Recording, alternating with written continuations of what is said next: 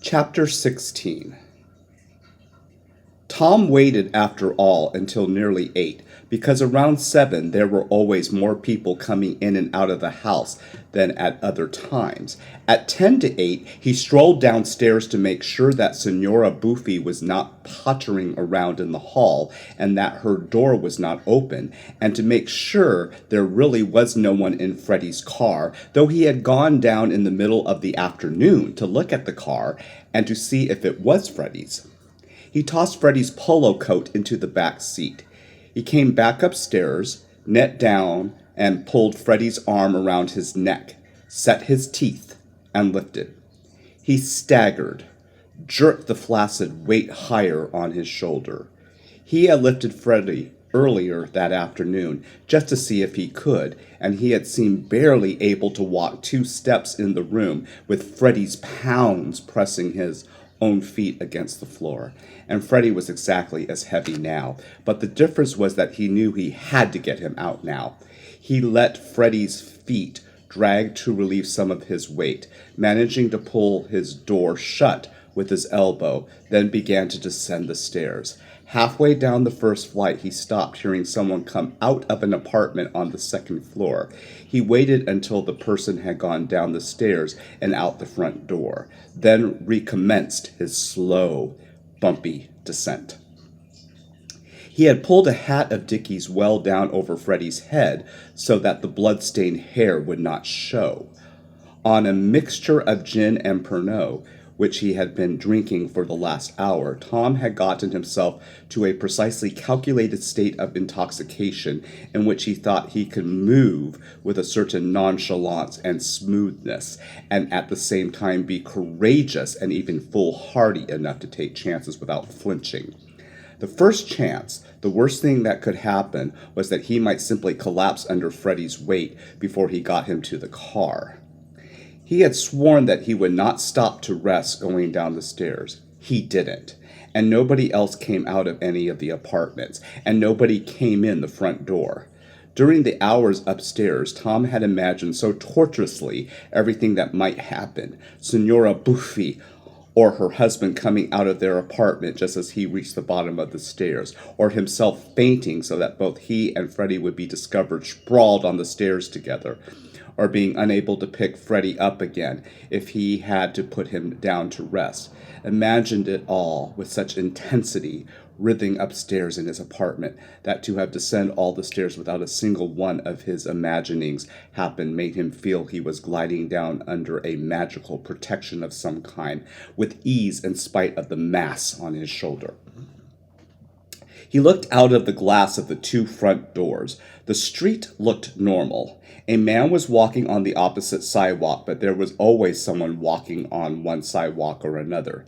He opened the first door with one hand, kicked it aside, and dragged Freddy's body through. Between the doors, he shifted Freddy to the other shoulder, rolled his head under Freddy's body, and for a second a certain pride went through him in his own strength, until the ache in his relaxed arm staggered him with its pain.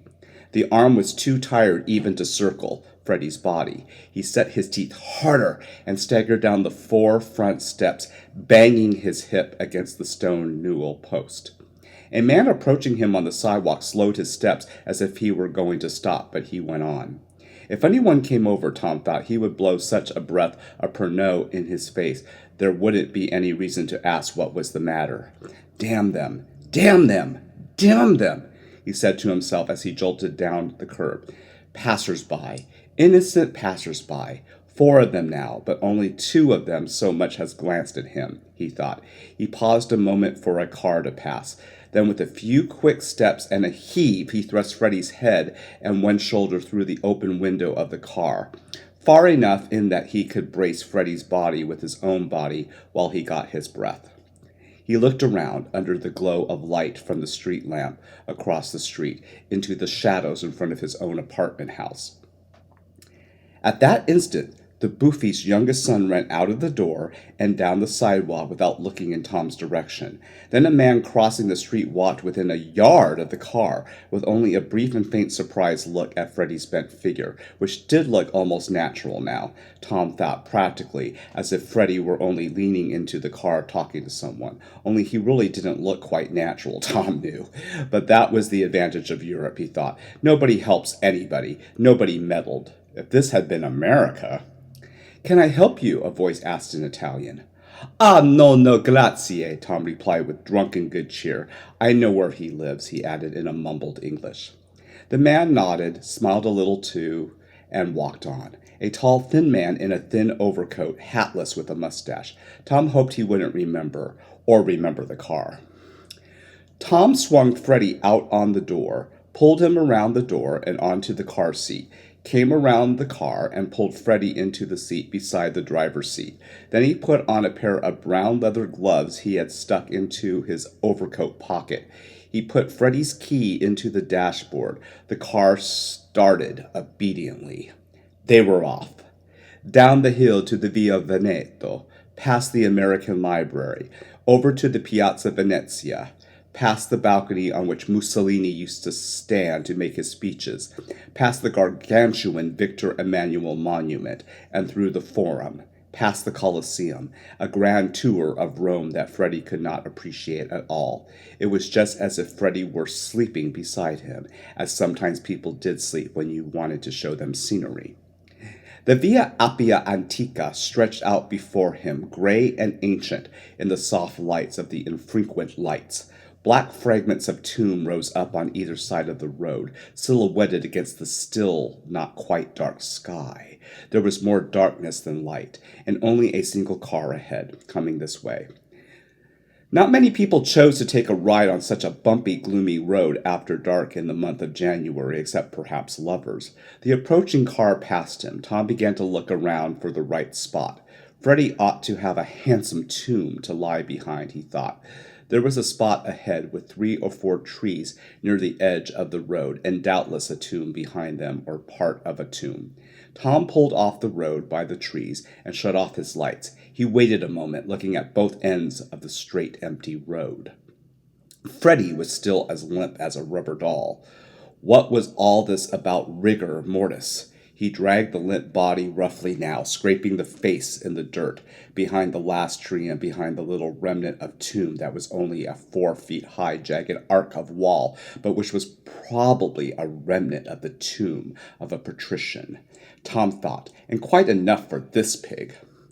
Tom cursed his ugly weight and kicked him suddenly in the chin. He was tired to the point of crying, sick of the sight of Freddie Miles, and the moment when he could turn his back on him for the last time seemed never to come.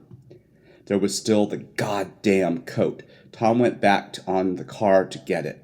The ground was hard and dry, he noticed as he walked back, and should not leave any traces of his steps. He flung the coat down beside the body and turned away quickly and walked back to the car on his numb, staggering legs and turned the car around towards Rome again. As he drove, he wiped the outside of the car door with his gloved hand to get the fingerprints off, the only place he had touched the car before he put his gloves on, he thought. On the street that curved up to the American Express, opposite the Florida nightclub, he parked the car and got out and let it with the key in the dashboard. He still had Freddie's wallet in his pocket, though he had transferred the Italian money to his own billfold and had burnt a Swiss 20-franc note and some Austrian shilling notes in his apartment.